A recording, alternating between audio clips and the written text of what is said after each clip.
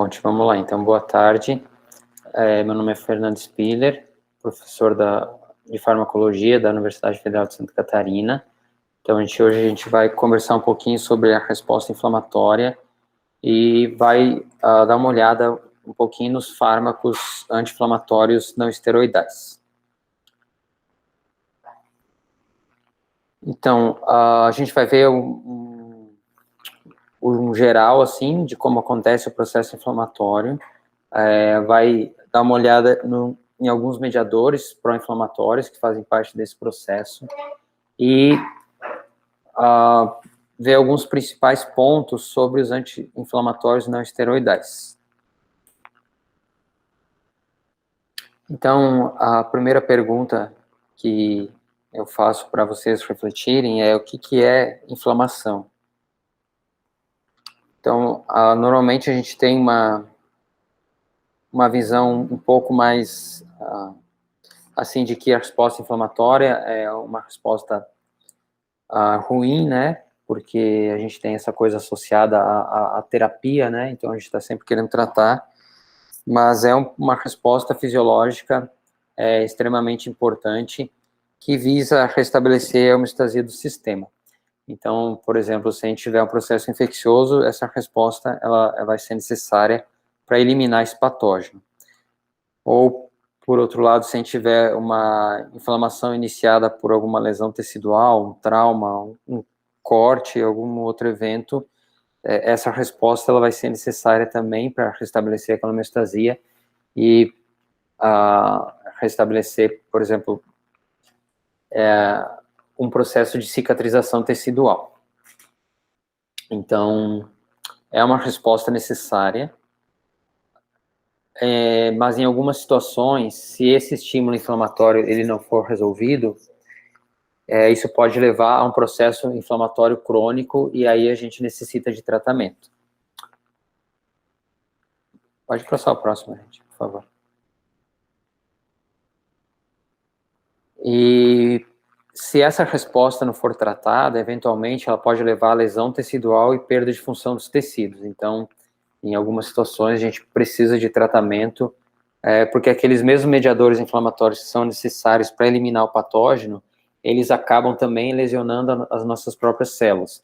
Então, em algum ponto, esse processo ele tem que ser controlado. E aí existem diversos fármacos no mercado disponíveis para controlar essa resposta inflamatória.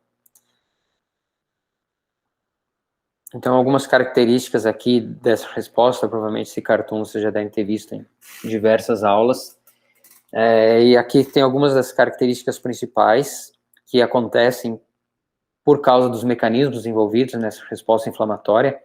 Então, você tem o processo de calor, que é ocasionado por um aumento de fluxo sanguíneo nessa região, devido a uma vasodilatação. Então, você tem uma quantidade maior de sangue que chega nesse local.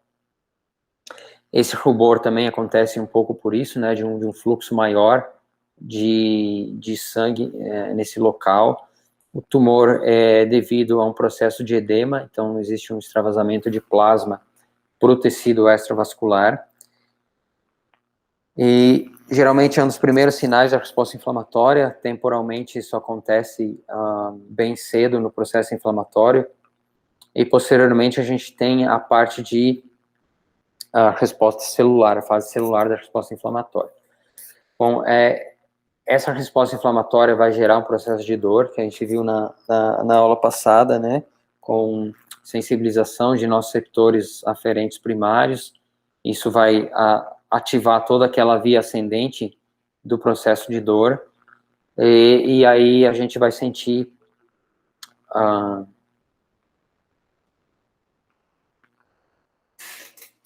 esse processo doloroso,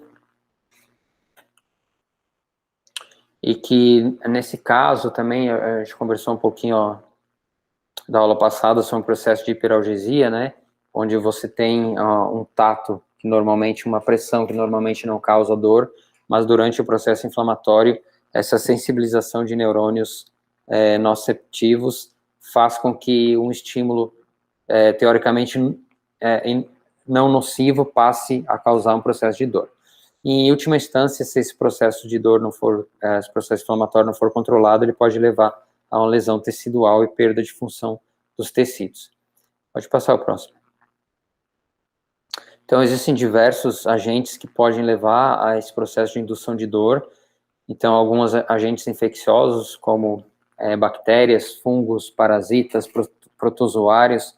Agora, na COVID, a gente está vendo o vírus do SARS-CoV-2 induzindo uma resposta inflamatória bastante grave em alguns pacientes.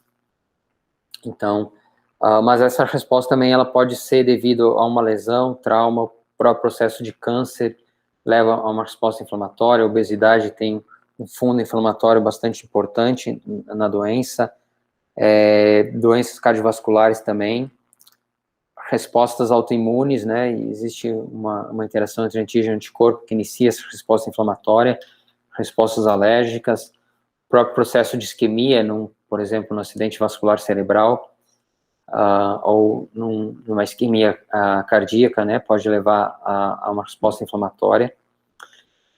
Então, são diversos estímulos que podem ocasionar essa resposta. Pode passar o próximo.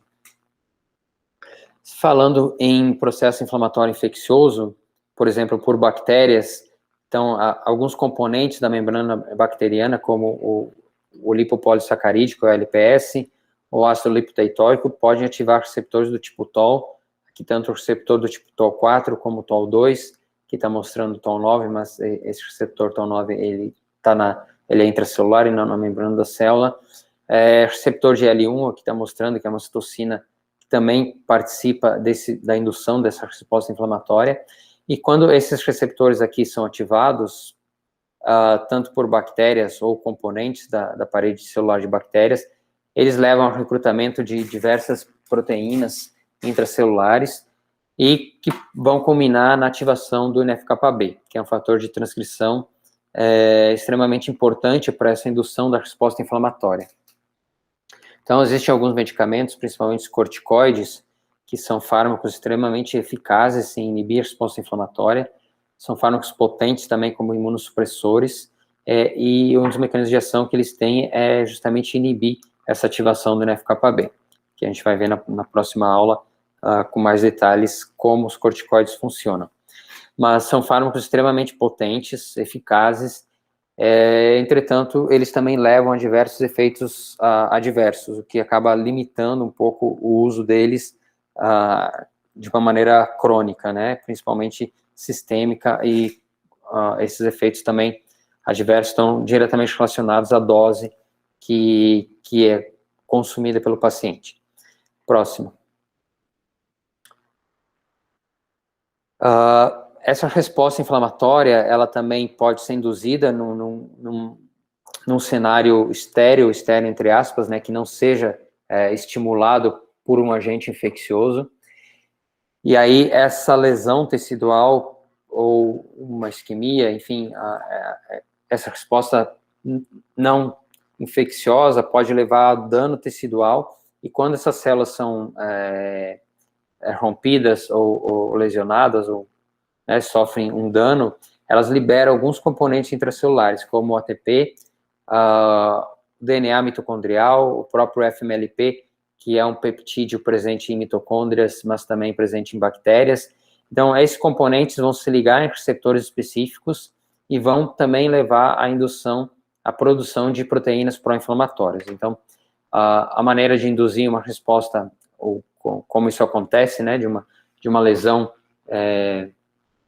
estéril ou não infecciosa, acontece justamente por liberação de alguns mediadores intracelulares para o meio extracelular, e esses mediadores acabam sendo reconhecidos pelas células adjacentes e induzindo uma resposta inflamatória.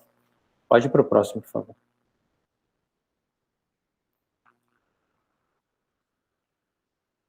Bom, aqui está mostrando um dos primeiros eventos da resposta inflamatória, que é a vasodilatação e aumento do fluxo sanguíneo. Então, aqui tem alguns mediadores, como a histamina. Histamina é um mediador que está pré-formado, já presente em mastócitos. Então, esses mastócitos estão amplamente distribuídos em diversos tecidos. E são rapidamente estimulados e ocorre uma degranulação dessas células e elas acabam liberando esse conteúdo intracelular e nessas vesículas existe uma grande quantidade de histamina. Então, a histamina está envolvida também no choque anafilático, né, que a gente ouve falar bastante, quando o paciente tem um processo alérgico, e é bastante rápido esse processo alérgico, e pode ser bastante grave também.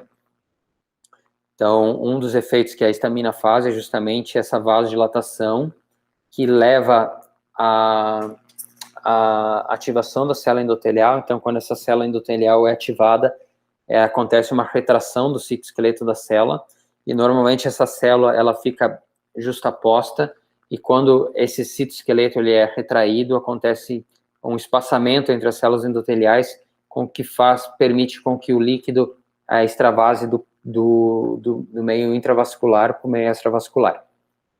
Então, isso gera o processo de edema, né, que às vezes a gente escuta falar, fechou a glote do cidadão, é justamente pelo fato de ter um edema pronunciado naquela área e acaba obstruindo as vias respiratórias. A bradicinina é um outro mediador pré-formado, então, quando ocorre esse extravasamento de plasma, existe uma cascata das cininas, que são ativadas e acabam quebrando diversas proteínas e liberando esse peptídeo que é a bradicinina. Então, a bradicinina também atua, é um fator extremamente importante para a formação de esse edema, assim como prostaglandinas, e o óxido nítrico também, que é produzido em grandes quantidades no processo inflamatório e tem um papel vasodilatador bastante importante. Bom, outra característica importante aqui, quando ocorre essa vasodilatação, existe uma diminuição do fluxo sanguíneo, e aqueles leucócitos que normalmente eles circulam no centro dos vasos, eles se deslocam para a periferia, justamente por uma diminuição da velocidade do fluxo sanguíneo. O leucócito, ele já sai da medula com uma quantidade alta de L-selectina, que é uma selectina bastante importante para o processo de adesão, para a captura do leucócito pela célula endotelial. Então, quando o leucócito ele se desloca do centro do vaso para a periferia, ele consegue entrar em contato com essa célula endotelial. Pode passar o próximo.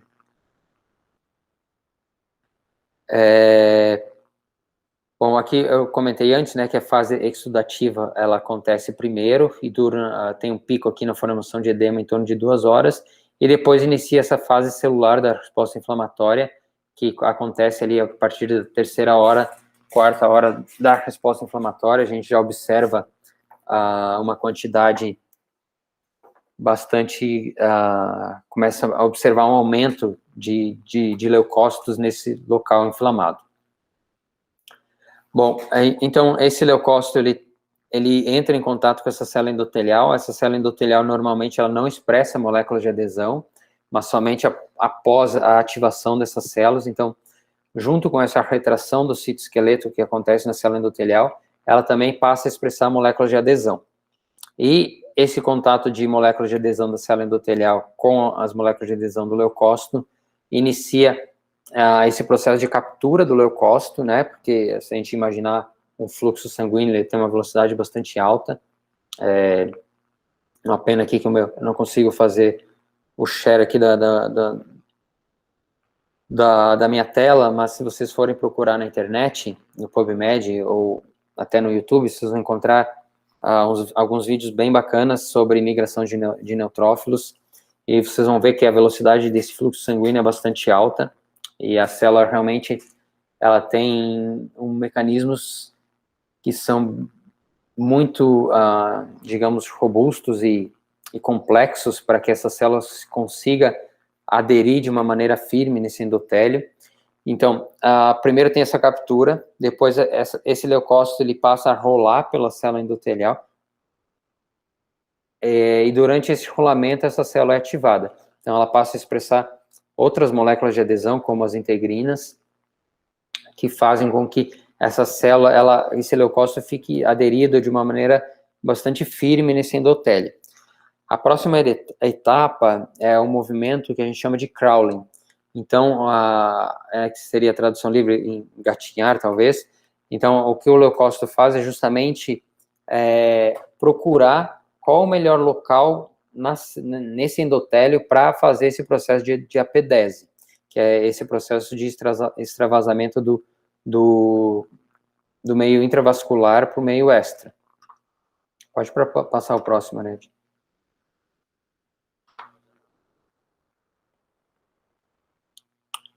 Vai mais um, por favor. Mais um. Então, aqui tem esse processo de transmigração, né, o de apedese, e posteriormente esse neutrófilo vai fazer um processo de quimiotaxia que vai chegar até o local da resposta inflamatória. Então, esse processo de quimiotaxia, ele acontece pela liberação de mediadores quimiotáticos pelas células residentes no local da infecção ou da inflamação. Então, essas células são principalmente macrófagos, células dendríticas, mastócitos. Então, essas células, quando são ativadas, quando elas reconhecem essas bactérias ou esses componentes bacterianos, elas passam a liberar citocinas, e essas citocinas, elas vão sendo depositadas na matriz extracelular, elas ficam grudadas, e elas formam um gradiente para que o neutrófilo ou os outros leucócitos consigam chegar até esse local da infecção. Então, se a gente imaginar que nessa matriz extravascular existe a linfa, né, que é um líquido que está todo momento passando pelo tecido e drenando esses componentes solúveis para o sistema linfático, e posteriormente isso volta para a circulação sanguínea. Então, esses mediadores quimiotáticos têm que ficar aderidos nessa matriz extracelular para poder indicar para as outras células onde está ocorrendo esse local da infecção, né? Então, estou falando de uma maneira um pouco didática, né? Mas se a gente pensar de uma maneira um pouco mais biológica, essas coisas acontecem, né? E é um mecanismo extremamente refinado, e cada etapa consegue ativar uma etapa seguinte e fazer com que seja uma resposta extremamente orquestrada e refinada, e ao mesmo tempo bastante complexa. Bom, quando o leucócito chega até o local da infecção, se esse agente agressor for um patógeno, uma bactéria, aqui nesse exemplo, ele vai eliminar esse processo infeccioso e vai restabelecer essa hemostasia do sistema. Então, geralmente, esse pico de imigração de células de neutrófilos ocorre em torno de 12 horas após o processo infeccioso. 24 horas depois, a gente começa a ver uma migração bastante importante de monócitos e uma diminuição no número de neutrófilos presentes. Então, esse processo ele dura em torno de 7 dias, e depois dessa fase mais aguda, a gente tem um processo de resolução dessa resposta inflamatória, que leva em torno de mais 7 dias. Então, essa resposta inflamatória, para que a gente restabeleça aquela hemostasia do sistema inicial, isso leva em torno de 14 a 21 dias, mais ou menos, né? Pode passar o próximo. Bom, se essa resposta inflamatória ela não for resolvida, a gente tem uma resposta inflamatória crônica, então isso está associado a diversas doenças, como eu falei para vocês antes, e nesse caso necessita de tratamento. Pode passar o próximo.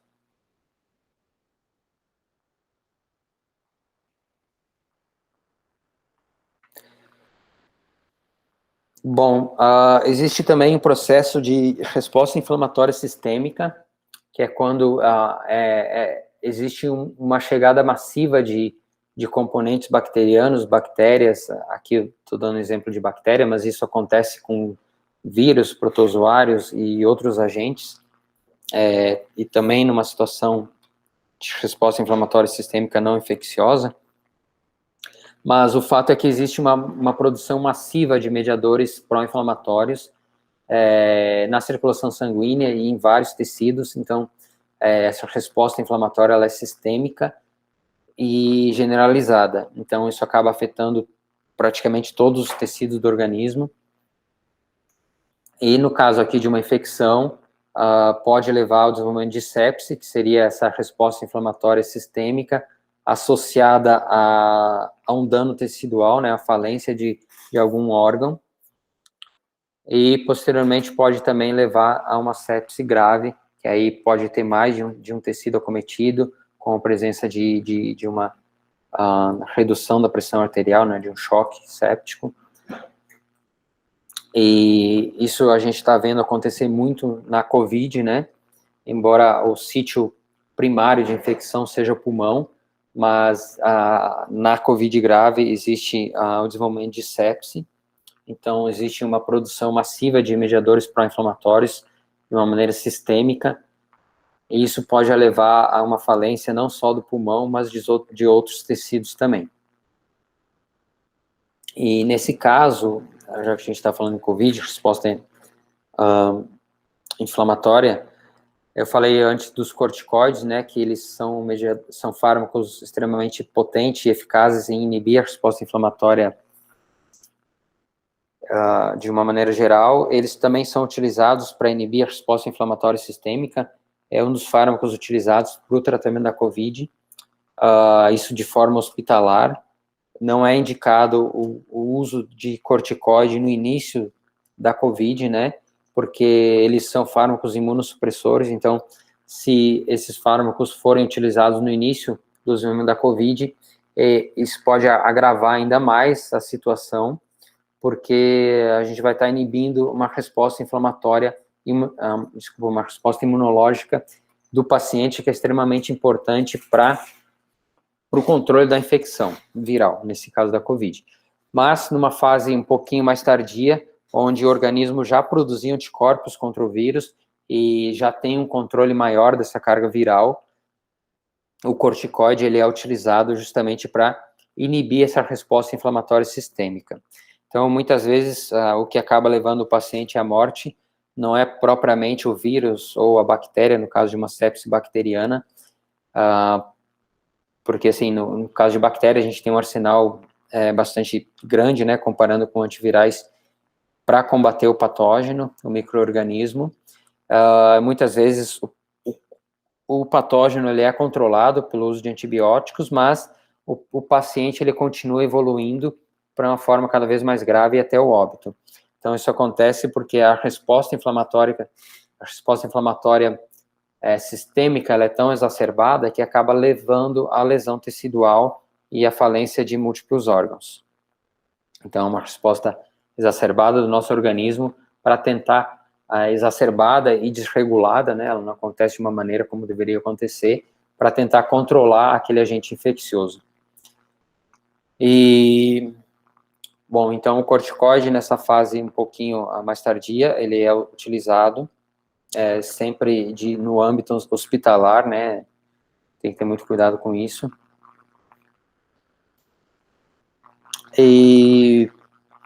Mas também existe uma outra fase, né, ao mesmo tempo que o paciente ele tem esse processo infeccioso, numa segunda fase ele tem uma resposta inflamatória exacerbada, né, bastante elevada e desregulada, e posteriormente ele tem uma fase predominante, que é uma fase de imunossupressão, que é onde esses mediadores anti-inflamatórios, eles tentam controlar essa resposta pró-inflamatória exacerbada, e muitas vezes o paciente passa dessas fases, controla o foco da infecção, sobrevive a essa tempestade de citocinas, né, que a gente escuta falar, essa fase mais aguda da resposta pró-inflamatória, e posteriormente ele vai passar por uma segunda fase de imunossupressão.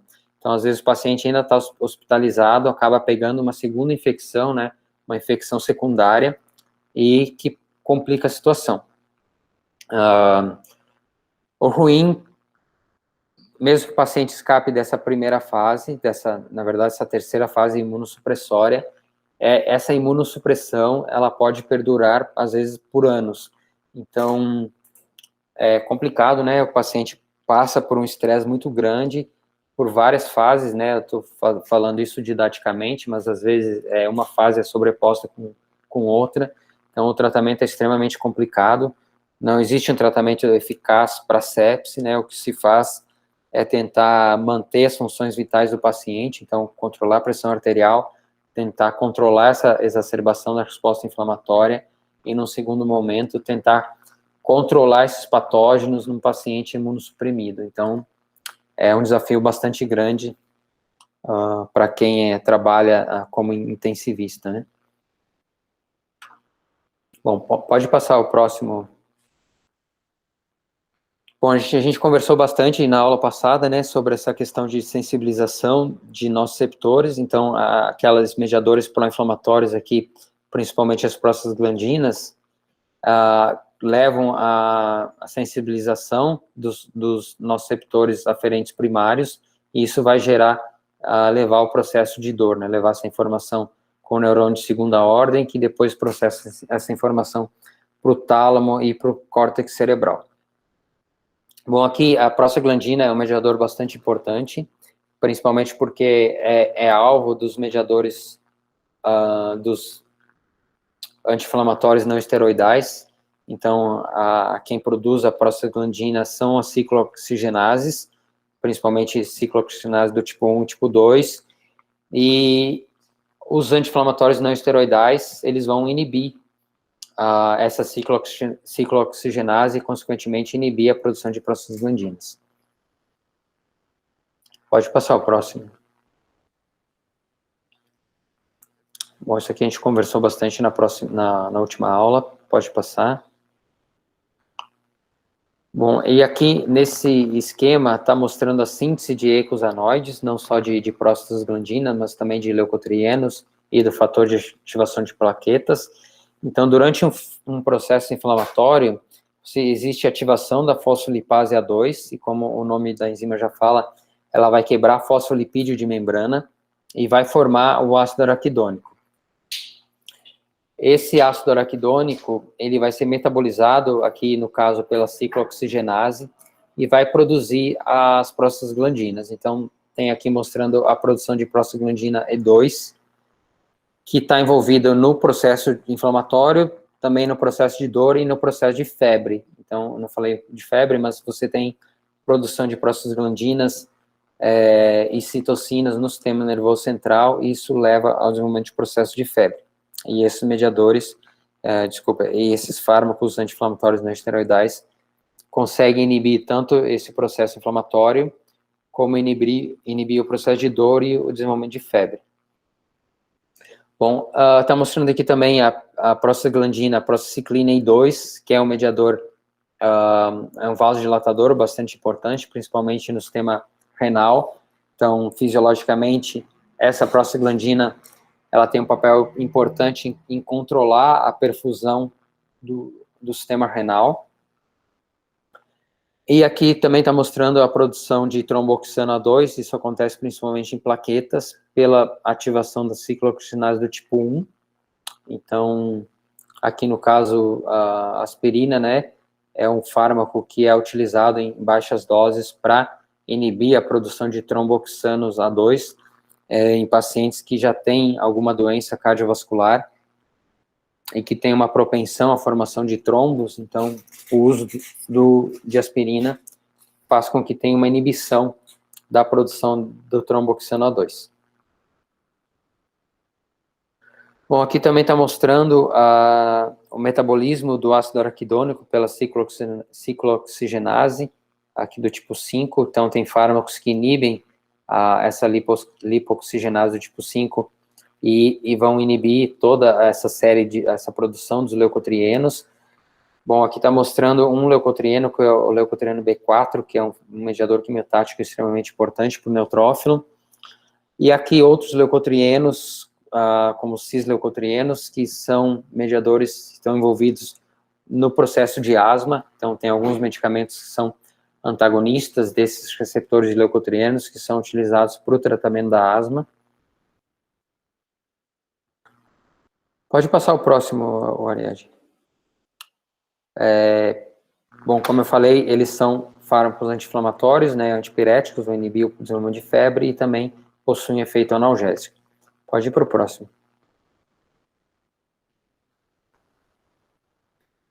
Mais um, por favor.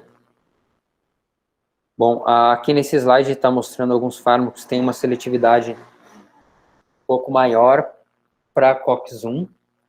Então, aqui, por exemplo, aspirina, indometacina, tem uma seletividade um pouquinho maior para COX-1 do que para COX-2. Alguns fármacos aqui não seletivos, como o diclofenaco, ibuprofeno, e aqui outros fármacos que têm uma seletividade maior para COX-2, como celecoxib, refecoxib. Pode passar. Então, ao mesmo tempo que esses fármacos eles inibem o processo de dor, febre e inflamação, eles também inibem os processos fisiológicos que essas enzimas estão envolvidas. Próximo. Então, aqui no caso, a COX-1, ela está presente aqui, tem um papel bastante importante na mucosa gástrica, então ela tem o papel de inibir a produção de íons cloreto, então acaba inibindo essa redução do pH do estômago e aumentando, e tem um outro papel também de aumentar a produção de muco. Então, um dos efeitos adversos dos inibidores dos fármacos, dos anti-inflamatórios não esteroidais, é justamente o desenvolvimento de úlceras, né? Porque eles acabam aumentando essa secreção de ácido gástrico e inibindo essa produção de muco. E aqui a COX-2 está mais presente durante o processo inflamatório, mas também tem algum papel importante fisiologicamente. Pode passar, Niad. Mais um.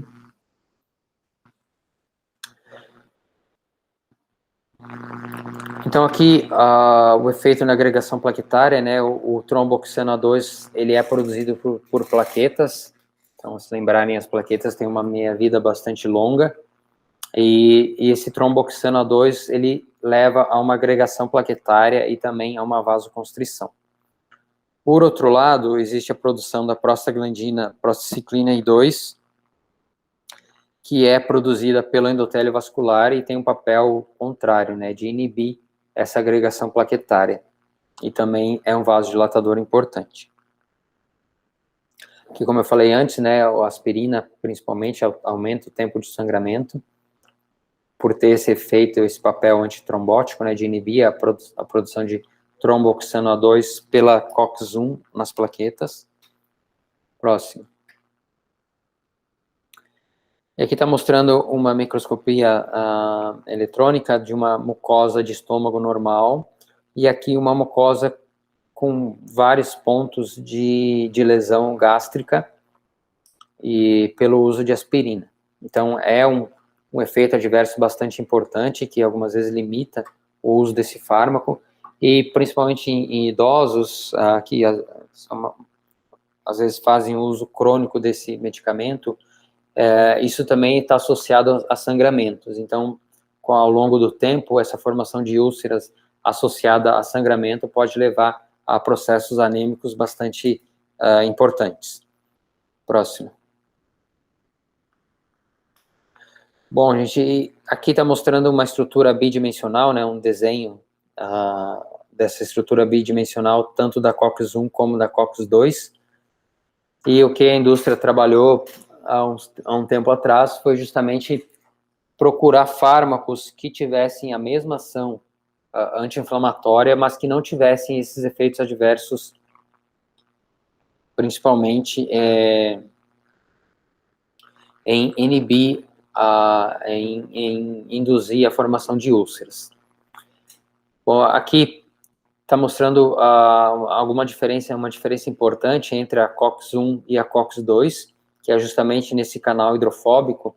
Então, esse canal hidrofóbico da COX-2 é um canal maior, e esse ácido araquidônico, ele precisa acessar o sítio ativo para ele ser metabolizado, justamente via esse canal hidrofóbico.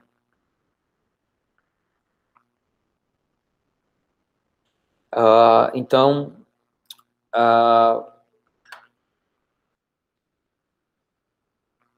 o que a indústria fez foi pegar esses medicamentos que eram não seletivos, que podiam acessar tanto esse canal hidrofóbico da COX-1 como da COX-2, e foi criar cadeias laterais maiores para impedir com que esses fármacos acessassem o sítio ativo da COX-1. Então, foi criado cadeias laterais maiores, o que acabou impedindo que esses fármacos entrassem nesse canal hidrofóbico da COX-1, mas pudessem acessar esse canal hidrofóbico da COX-2. Pode passar o próximo. Então, de certa maneira, isso funcionou. Esses fármacos seletivos para COX-2, eles induzem menos efeitos adversos relacionados à mucosa gástrica, então induzem menos formação de úlcera. Tranquilo, Letícia, bem-vinda. Mas, depois que esses fármacos estavam no mercado, começou-se a observar um aumento em taxas na morte de alguns pacientes, de um grupo específico de pacientes pelo uso dos fármacos seletivos para COX-2, e o que se observou que era um grupo de pacientes que tinham algum problema prévio cardiovascular. Então, depois de um tempo, alguns desses fármacos foram retirados no mercado, e hoje em dia existe um uso bem restrito desses medicamentos. Pode passar o próximo. E agora, gente, eu vou deixar aqui para vocês pensarem um pouco, olhando para esse slide, e não é difícil, não é nada complicado olhando para o slide, e a minha pergunta para vocês é por que esses fármacos seletivos para COX-2 levaram a eventos cardiovasculares nesse grupo específico de pacientes e que acabou ocasionando um aumento na taxa de mortalidade. Bom, a gente é com vocês aí.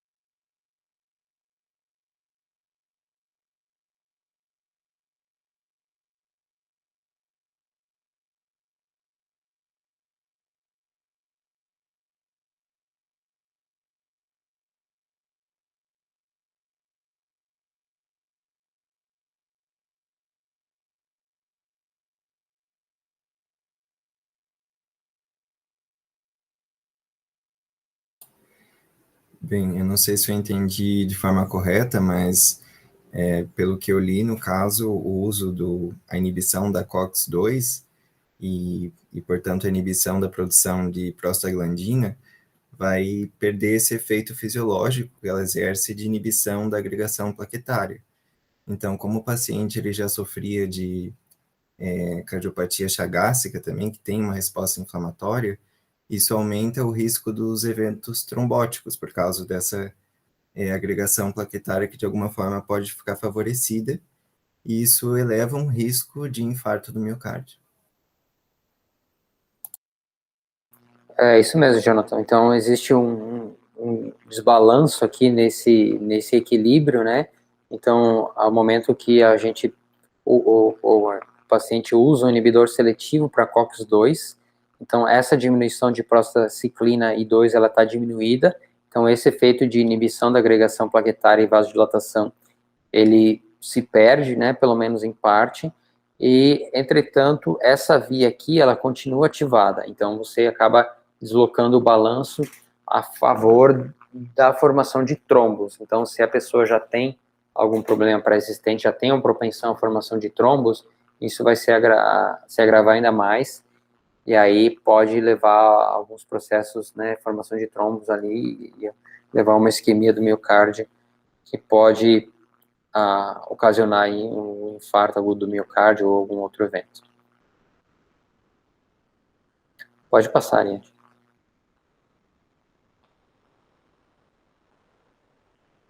Então, esses fármacos, né, existem algumas contraindicações como influenza, úlcera, estado de hipocoagulação, enfim, uma série de efeitos. Pode passar o próximo.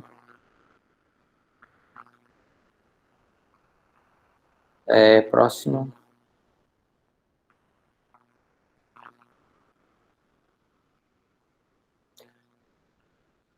Bom, existem alguns fármacos que são considerados atípicos, porque eles não têm uma potência anti-inflamatória como os outros fármacos, como o caso do paracetamol e de pirona, mas são fármacos que têm um papel importante, né, uma eficácia muito boa em inibir o processo de dor e febre. E aqui tem alguns cuidados com esses dois medicamentos, principalmente aqui no caso do paracetamol. Então, o paracetamol, ele pode induzir uma lesão hepática, né? E essa lesão hepática pode ser fatal, dependendo da dose. Então, é comum os casos de intoxicação por paracetamol, e o número de mortes por esse medicamento anual é extremamente elevado. Então... Até porque não é alta, né, a dose que causa essa necrose e que gera uma intoxicação, né? Acho que 7 paracetamol de 750 já são suficientes para causar uma intoxicação grave, né? Sim. Sim, e essa dose aí que você comentou, em criança, ela pode ser até fatal. Então, né, às vezes deixa os comprimidos, que é aquelas comprimidão de 750 miligramas, que a criança pode ter acesso, né, que a criança está educada a tomar remédio, aquelas docinho, né, então sempre quando a criança tem lesão, tem algum problema, febre, alguma coisa, né, você pode ver de pirona, paracetamol, é tudo com corante e açúcar, né, para dar um gostinho para a criança ingerir. Então, para ela, aquilo ali é uma maravilha, né. Tenho minha filha pequena aqui, adora tomar remédio. Então, tem que ter bastante cuidado. Claro que as soluções infantis, a concentração é bem mais baixa, né, mas, às vezes, a criança vê você tomando o medicamento, deixa ali, são muito curiosos, né, acabam ingerindo. Existem vários casos de suicídio também por paracetamol, então, assim como a aspirina, né, a aspirina também, ela pode levar a uma lesão renal fulminante, então também existe um número bastante alto de intoxicação por aspirina, os números de casos de morte por aspirina também é bastante elevado, e como a Regina colocou ali do paracetamol, também existe a questão do acúmulo da dose, né, às vezes o paciente começa a ingerir paracetamol por vários dias, em torno de cada 6 horas toma um paracetamol com uma dose alta, e isso começa a ter um acúmulo no organismo, e dali de 5, 6 dias, esse acúmulo de dose pode levar a uma hepatite que pode ser fulminante. Ou às vezes a pessoa já tem uma hepatite prévia, né, alguma doença hepática já prévia, então tem que ter muito cuidado com a questão do paracetamol. Dipirona pode levar a uma aplasia da medula óssea, é raro de acontecer, mas quando acontece tem que ter cuidado, que pode ser bem grave também. Pode passar o próximo.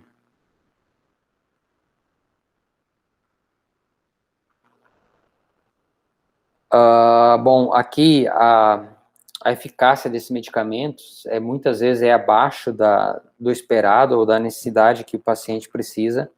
Então, existem outros fármacos, né, no mercado hoje que têm um papel, uma função inflamatória importante, são mais específicos, né. Então, tem uma série por exemplo, de tratamento da artrite reumatoide e de outras doenças autoimunes, dos imunobiológicos, que são anticorpos direcionados para alguns mediadores pró-inflamatórios, que têm uma eficácia melhor em alguns casos. O caso dos corticoides, né, são fármacos extremamente potentes e eficazes, mas, por outro lado, quando utilizados por via sistêmica em doses altas por longos períodos, eles induzem muitos efeitos adversos e que acaba limitando um pouco o uso dos corticoides também. Então, assim, são fármacos que estão aí no mercado, né, são de livre demanda, a gente tem acesso sem restrições, né, então é comum, acho que todo mundo deve ter aí na sua casa algum desses fármacos disponíveis em caso de uma dor de cabeça, algum processo que às vezes não é nem tão grave, né, às vezes pode ser resolvido de outra maneira, mas a gente tem, de uma maneira geral, o hábito de solucionar prontamente com anti-inflamatório não esteroidal. Não que isso, né, fármacos estão aí, então só para ser usados também. Acho que acabou, né, Ariadne? Depois tem um resuminho ali para vocês darem uma lida. Vê se tem mais algum aí, por favor. Acho que acabou, né? Acabou, professor. Bom, então, gente, o PBL que está disponível ali para vocês é um caso clínico de um paciente com artrite reumatoide. Então, para vocês lerem, refletirem em cima dessa aula. Então, vocês vão ver que é mais uma fixação do conteúdo do que a gente abordou até agora. Então, é legal vocês resolverem, botarem no papel, porque vai facilitar bastante a fixação do conhecimento. E depois vocês submetam a esse relatório, um relatório para a turma toda, e aí a Ariadne vai ler, vai fazer as considerações dela. Eu já vi que, pelo que ela enviou, tem vários problemas de conceitos básicos, mas eu acho que vocês vão suprir isso ao longo desse módulo, conforme vocês forem estudando e lendo a matéria. Então, não deixem de ler os capítulos do livro, assistir os vídeos, que é importante para vocês compreenderem um pouco melhor desse processo inflamatório, processo de dor e a utilização desses medicamentos. Bom, deixa eu deixar aberto aqui a perguntas e dúvidas de vocês. Professor, até que dia eles podem enviar o relatório? Sábado também? Eu acho que eu não mudei, mas eu vou mudar lá para até ficar semana que vem. Tá. Professor, os vídeos de resposta desses relatórios o senhor vai tentar mandar antes da prova? Vou. Eu baixei já o da aula da manhã, vou deixar lá disponível. E vou fazer isso com o de vocês também. Demora um pouquinho para processar e ficar o vídeo disponível. Pessoal, só um adendo, não sei se vocês deram uma olhadinha no cronograma, mas a gente só tem mais uma aula na semana que vem, e depois a gente só se encontra de novo em fevereiro. E a prova desse módulo tá para fevereiro, de acordo com o cronograma. Então, vocês vão ter bastante tempo aí para estudar esse módulo.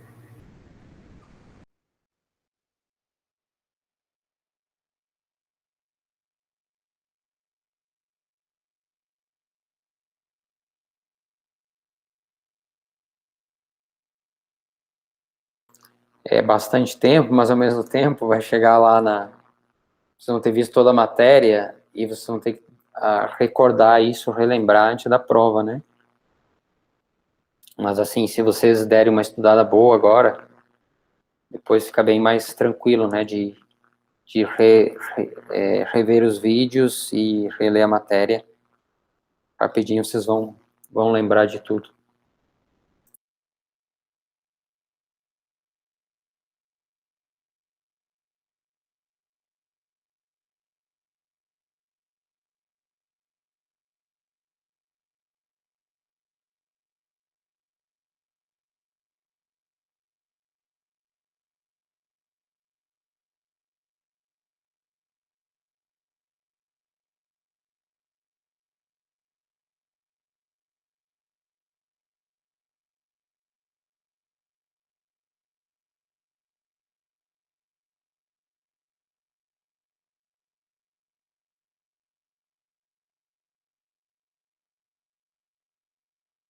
Professor, como é que vai ser a presença hoje?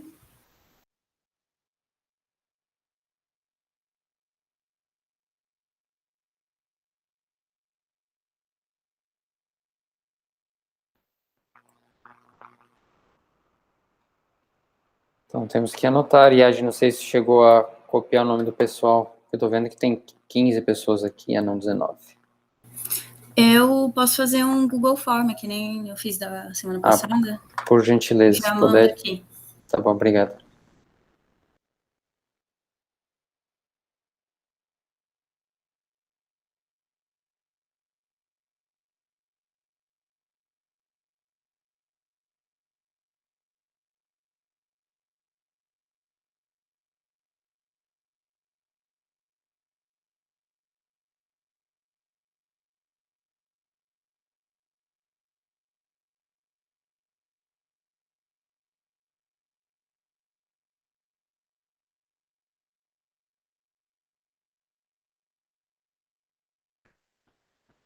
Bom, gente, se vocês não têm mais perguntas ou dúvidas, então vamos encerrar a aula aqui.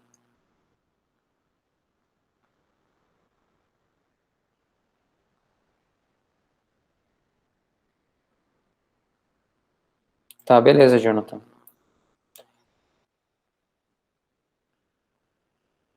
Até semana que vem, então, pessoal.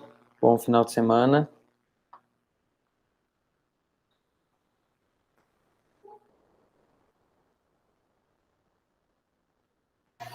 Mandei aí no chat o link do Google Form para vocês responderem com a lista de frequência. Professor, na semana que vem, a Daisy, o senhor conhece, né? A Daisy do laboratório do professor Rui? Sim, sim. Ela vai defender o mestrado à tarde, né? Então, eu troquei com o Jonathan para eu ficar de manhã com os alunos da turma A e ele ficar à tarde com os alunos da turma C, tudo bem? Tudo bem. Perfeito. Obrigada, professor. Nada.